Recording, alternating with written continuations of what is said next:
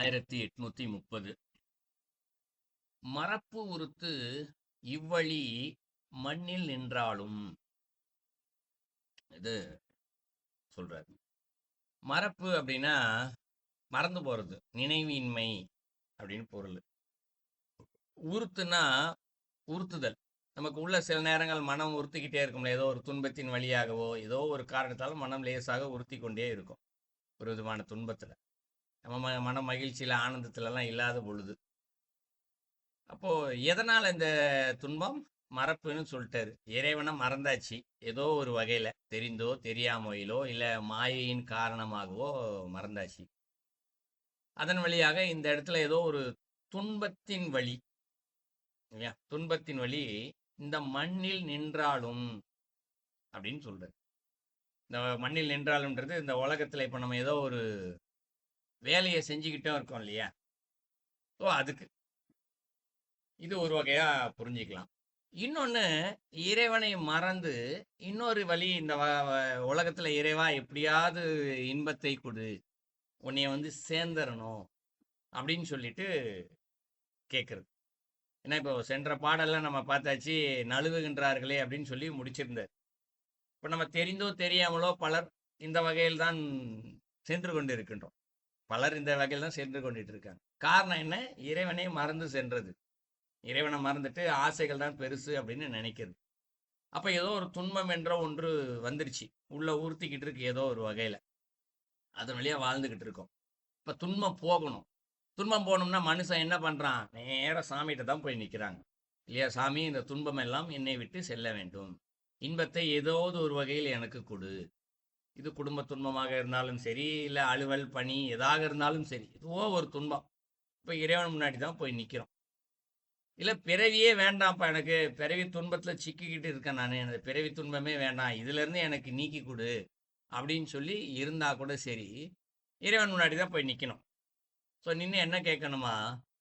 சிறப்போடு பூநீர் திருந்த முன்னேந்தி அப்படின்னு சொல்றாரு. சிறப்போடு பூ நீர் திருந்த முன்னேந்தி. சிறப்போடு பூனா என்ன? ஒரு தூய்மையான பூ. இயன்ற அளவிற்கு ஒரு நகரத்துல ஒருத்தங்க இருக்காங்க அப்படின்னா, இப்போ நம்ம ஒரு குழந்தைக்கு ஒரு பொருள் வாங்கணும்னாலோ இல்லை நமக்கு ஒரு பொருள், ஒரு சட்டை வாங்கணும்னா கூட எத்தனை கடை ஏறி இறங்குறவங்க இருக்காங்க. ஒரே கடையில் போய் வாங்கினா கூட சரி, ஒரு சட்டை வாங்குறதுக்கு 1/2 மணி நேரம் இருக்கிற சட்டையெல்லாம் திரிச்சு பிரிச்சு போட்டு வாங்குறோம் இல்லை. ஆனால் சாமிக்கு ஒரு பூ வாங்கணும்னா என்ன பண்ணுறோம்?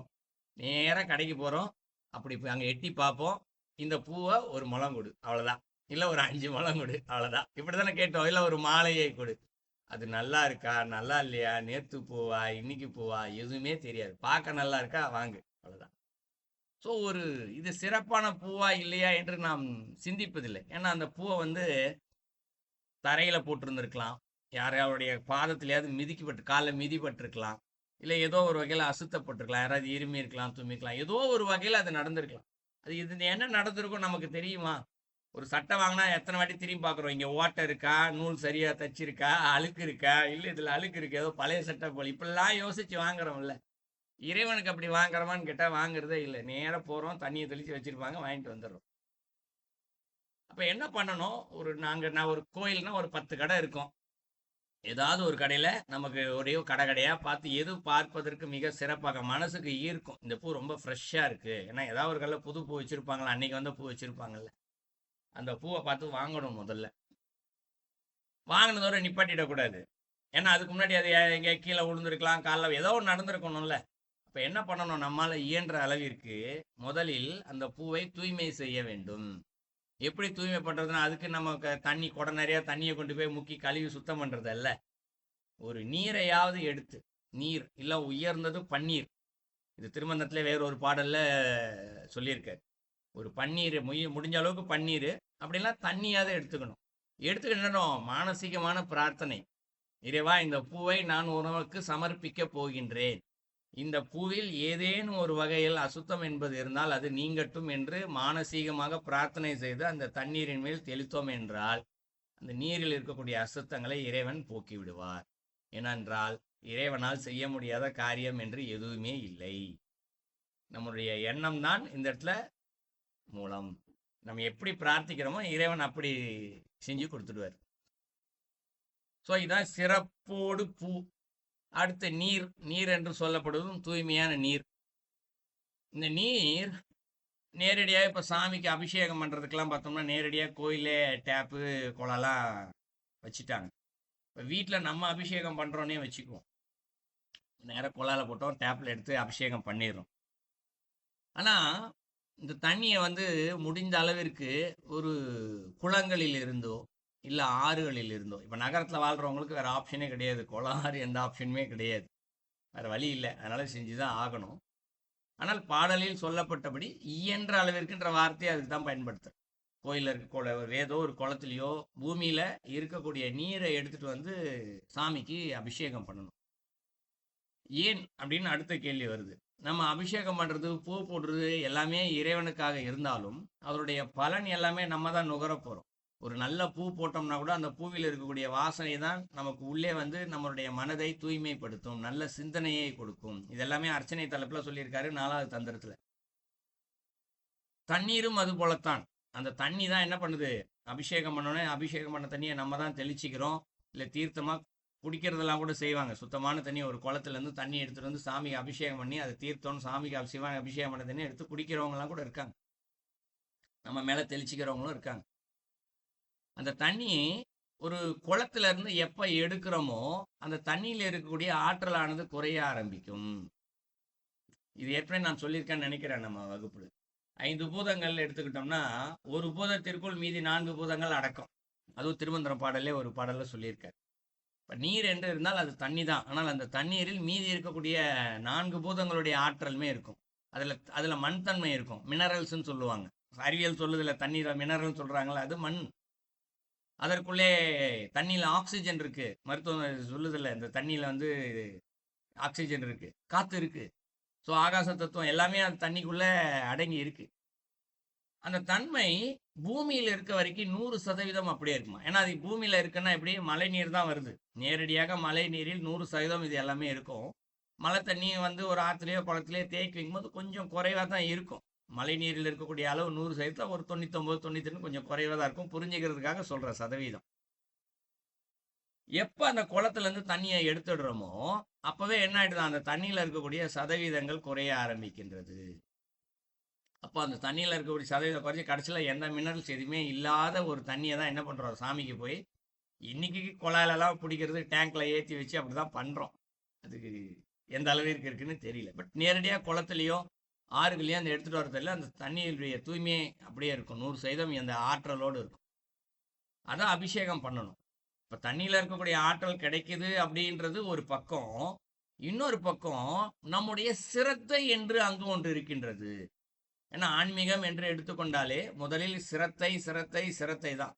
சிரத்தை இல்லாத எந்த செயலும் அங்கு முழுமையான பலனை கொடுக்காது. அப்போ நல்ல தண்ணி வேணுமே நம்ம தேடி போய் எடுத்துட்டு வரும்போது அங்க நம்முடைய சிரத்தை என்ற ஒன்று இருக்கின்றது. அது மனதாலும் சரி உடம்பாலும் சரி. ஒருத்தர் ஒரு குடத்துல இருந்து ஒரு 100 மீட்டர் தண்ணியை தீட்டு வரணும்னு வச்சுக்குவோம். இவ்வளோ தூரம் இந்த தண்ணியை எப்படி தீட்டு போகிறது, என்னால் முடியாது, அங்கேயே கொலால பிடிச்சிக்கப்போன்னு சொன்னால் அப்போ உடல் மறுக்குது, சிரத்தை இல்லை. மனம் சோம்பேறித்தனம், அவ்வளோ தூரம் தீட்டு போகணுமா, மனசு சோம்பேறித்தனப்படும், சிரத்தை இல்லை. இறைவனுக்காக நான் இதை செய்கின்றேன் என்று செய்யும் பொழுதுதான் அங்கு சிரத்தை என்று ஒன்று இருக்குதா. இதுதான் நாங்கள் முழு அர்ப்பணிப்போடு சரணடைதலோடு இருக்கின்றது. ஒரு குழந்தை பசிக்குது அழுவுது அப்படின்னா அந்த பாலை தேடி எனக்கு அவ்வளோதெல்லாம் போய் பால் வாங்க முடியாது, நீ அழுதுகிட்டே இருன்னு சொல்லி விட்டுருவாங்களா? குழந்தைக்குன்னா உடனே ஓடுறாங்கல்ல. அப்போ குழந்தையை விட அந்த இடத்துல இறைவன் ரொம்ப சிறுமியாக போயிட்டாரா? அவரை விட குழந்தைய விட உயர்ந்தவர்ல. இப்போ குழந்தைய எப்படி பத்திரமா பார்த்துக்கிறோமோ அதை விட உயர்வான நிலையில இறைவனுக்கு நம்ம இங்கே சேவை செய்யணும், பார்க்கணும். அந்த எண்ணம் தான் இங்கு சரணடைதலை கொடுக்கும், பக்தியை கொடுக்கும். ஸோ அதுபோல் இங்கே பூ சிறப்போடு பூ நீர் அப்படின்னு சொன்னால் இது போல் இருக்கக்கூடிய பூக்களை தூய்மையான முறையிலும் நீர்மை இயன்ற அளவுக்கு சிரத்தையோடும் எடுத்துக்கொண்டு திருந்த முன்ஏந்தி அப்படின்னு சொல்றாரு. திருந்த அப்படின்னா என்ன? திருந்துதல். என்ன திருந்தல்? இறைவா ஏதோ ஒரு தப்பு பண்ணிட்டேன், அதனால உன்னை மறந்த நிலையில இருக்கேன், உன்னை முழுசா என்னால் லயிக்க முடியல, உன் கூட மனசுல அகங்காரானவும் நிறைய இருக்கு, இதெல்லாம் நான் இது நாள் வரைக்கும் இருந்துருச்சு, இனிமேட்டு இல்லாம பார்த்துக்கோப்பா என்ற ஒரு சிந்தனை இருக்கு இல்லையா, அதுதான் அங்கு திருந்த. திருந்த முன் ஏந்தி அப்படின்னா நான் அவர் முன்னாடி போய் ஏந்தி நிக்கணுமா கையில அந்த பூவோடையும் தண்ணியோடையும் சென்று. அடுத்து என்ன சொல்றாரு? மரப்பின்றி உன்னை வழிபடும் வண்ணம். அவர்கிட்ட பிரார்த்தனை செய்யணுமா இந்த இடத்துல. இறைவா, மரப்புன்னா இப்பதான் சொன்னோம் நினைவின்மைன்னு சொல்லி. அப்போ மறப்பு இன்றி அப்படின்னா மறந்து போகின்ற நிலை இல்லாமல், உன்னை நான் மறக்கவே கூடாதுப்பா சாமி, எப்பயுமே உன்னை ஞாபகம் வச்சுக்கிட்டே இருக்கணும் அப்படின்னு சொல்லி உன்னை வழிபடும் வண்ணம் அதற்கான சூழ்நிலையை எனக்கு ஏற்படுத்தி கொடு அப்படின்னு சொல்லி பிரார்த்தனை செய்யறது. இந்த இடத்துல பிரார்த்தனை செய்யறது மட்டும் இல்லை, உன்னை மறக்காம இருக்கணும்ப்பான்னு சொல்லிட்டு அதுக்கு அடுத்ததான் என்ன கேட்கணுமா? அறப்பு அற வேண்டும் அமரன் பிரானே அப்படின்னு சொல்றாரு. அறப்புன்னா என்ன? பாவம் என்று பொருள். பாவம் அற வேண்டும், பாவம்லாம் இல்லாம போகணும்ப்பா அப்படின்னு சொல்லி கேட்கணுமா? யார்கிட்ட? அமரர் பிரானே. அமரர் பிரானா யாரு? அமரர்களுக்கெல்லாம் தலைவன். யார் அமரர்கள்? ஏற்கனவே அவங்களும் மனுஷ நிலையில இருந்தா அமரர்கள் ஆயிருக்காங்க. அப்போ ஏற்கனவே ஒரு மனிதருக்கு இறைவன் அமர நிலையை கொடுத்துருக்காரு. அப்போ அவரால் நம்மளுக்கும் கொடுக்க முடியும் இல்லையா? அப்ப நம்ம இப்படி பிரார்த்தித்து கேட்கும்போது முதல்ல என்ன செய்யறாரு? நம்முடைய பாவத்தை போக்குகின்றார். அவரை எப்பொழுதும் சிந்திக்க வைக்கக்கூடிய ஒரு மனநிலையை நமக்கு கொடுக்கின்றார். இந்த 2 நிலை அவர் கொடுத்துட்டாருன்னு வச்சுக்கோங்க, பாவம் போயிடுச்சு, எப்பயுமே அவர் சிந்திச்சுக்கிட்டே இருக்கும். அடுத்து என்ன? நம்மை அமரராக்கி விடுவார். இது 4வது அடியில சொல்றேன். 4 அடிக்கும் சேர்த்து பொருள் பார்த்தோம் என்றால், மாயையினால் இறைவனை மறந்த நிலையில் இதோ ஒரு மனதில் துன்பம் என்ற ஒன்று உறுத்தி கொண்டே இருக்கின்றது. இன்னைக்கு மனுஷன் யாராக இருந்தாலும் சரி, துன்பம் இல்லாத மனிதர் என்று யாரும் இல்லை. பிறவியே ஒரு துன்பம் தான் இந்த இடத்துல. அதை இன்னும் ஆழமான ஒரு கருத்து இருக்கு. மனுஷன் சிந்திச்சுக்கிட்டே இருக்கான் இல்லையா, அதுவே துன்பம் தான். நான் எப்பயுமே சும்மா உட்காந்துட்டு எதையோ நம்ம ஒரு கற்பனை பண்ணிட்டு சிந்திச்சு மனசுல ஓடிக்கிட்டே தான் இருக்கும். ஏதாவது ஒன்று அலுவல் வேலையை, வீட்டு வேலை, ஏதோ ஒன்று ஓடிக்கிட்டே இருக்கு. அதுவே துன்பம் என்று சொல்கின்றது திருமந்திரத்துல ஒரு பாடல். அது கூட இருக்கக்கூடாது. அமைதியான நிலை தான் இறைவனை சிந்தித்து கொண்டு இருக்கக்கூடிய நிலை, அதான் சரியான நிலைன்னு சொல்றாரு. அப்ப இந்த மண்ணில் ஏதோ ஒரு துன்பத்தில் வாழ்ந்து கொண்டு நாம் இருந்தாலும் சரி, சிறப்பான முறையில் பூக்களையும் நீரையும் எடுத்துக்கொண்டு இறைவன் முன் நின்று, இறைவா, இனி நான் இந்த தவறை செய்ய மாட்டேன் என்று சொல்லி உன்னை எப்பொழுதும் நினைத்து கொண்டே இருக்க வேண்டும், மறவாத நிலை கொடு என்று பிரார்த்தனை செய்து அதன் பின்பாக என்னுடைய பாவத்தை போக்கு இறைவா என்று அங்கு பிரார்த்தித்து நிற்கும் பொழுது உறுதியாக இறைவன் நம்முடைய பாவங்களை போக்குகின்றார். அவரை மட்டுமே சிந்தித்து இருக்கக்கூடிய ஒரு பக்குவ நிலையை நமக்கு கொடுக்கின்றார். இதை கொடுத்து நம்மை அமர நிலைக்கும் உயர்த்துகின்றார். அதுதான் அந்த பாடலுடைய கருத்து. நாமெல்லாம் இங்கு இறைவனை பிரார்த்திக்கும் போது போனவனே சாமி முன்னாடி போய் நின்னவனே எனக்கு வீடு கொடு, காசு கொடு, வேலை கொடு, இதை தான் கேட்குறமே தவிர்த்து உன்னை நினச்சிக்கிட்டே இருக்கிறதுக்கு ஒரு வாய்ப்பு கொடுப்பான்னு கேட்குறவான்னு கேட்டால் அது தெரியாது. அப்படியே கேட்குறவங்க இருந்தாலும் பல பேர் முதல்ல வீடு கொடு, காசு கொடுன்னு சொல்லிட்டு அதுக்கப்புறம் அதை கேட்குறாங்க. இதை கொஞ்சம் மாற்றிக்கணும். முதல்ல என்ன கேட்கணும்? உன்னையே நினச்சிக்கிட்டே இருக்கணும்ப்பா அப்படின்னு சொல்லிட்டு அகங்காரத்தை போக்குன்னு சொல்லணும் முதல்ல. 2வது உன்னை நினச்சிக்கிட்டே இருக்கணும்ப்பான்னு கேட்கணும். 3வது தான் பாவத்தை போக்குன்னு கேட்கணும். அந்த பாடல் வரி தான் இன்னைக்கு சொல்லியிருக்காரு. நான் எல்லாரையும் சொல்லலை, பல பேர் இறைவா உன்னை நினச்சிக்கிட்டே இருக்கணும்னு கேட்குறவங்களும் இன்னைக்கு இருக்கத்தான் செய்கிறார்கள்.